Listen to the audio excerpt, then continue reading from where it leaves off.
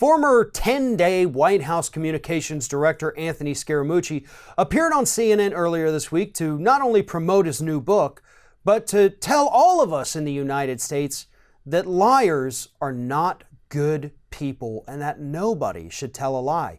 And according to Scaramucci, that also applies to the president.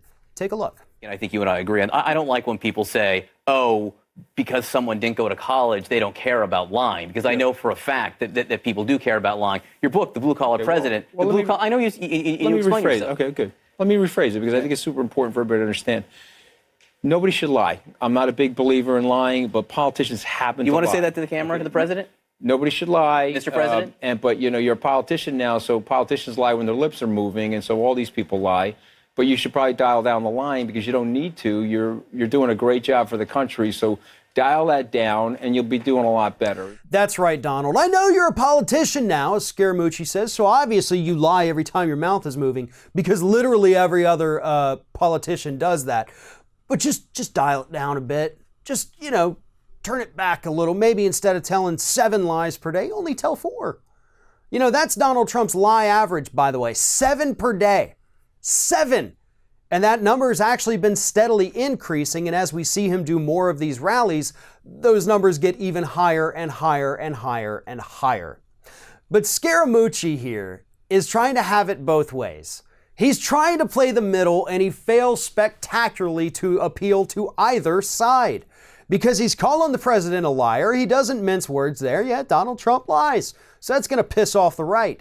But then he says, but it's okay because all politicians lie. And Donald Trump's a politician now, so he's allowed to lie. Yeah, that's going to piss off everybody else. So what exactly are you hoping to accomplish here, Scaramucci? The guy who spent 10 days in the Trump administration before being fired? Why should we listen to anything you have to say?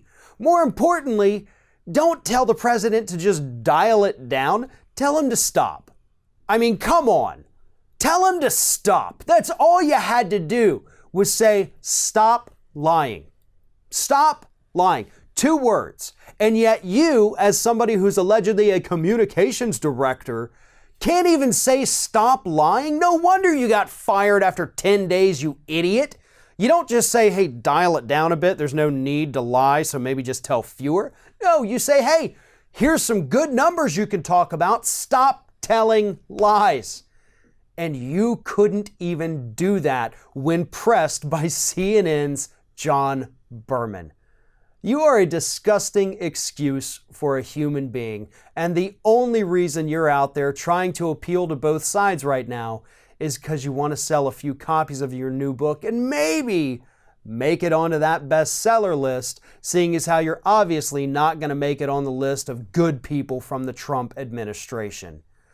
Good luck with that. My advice to everybody out there, don't waste your time on this Scaramucci book.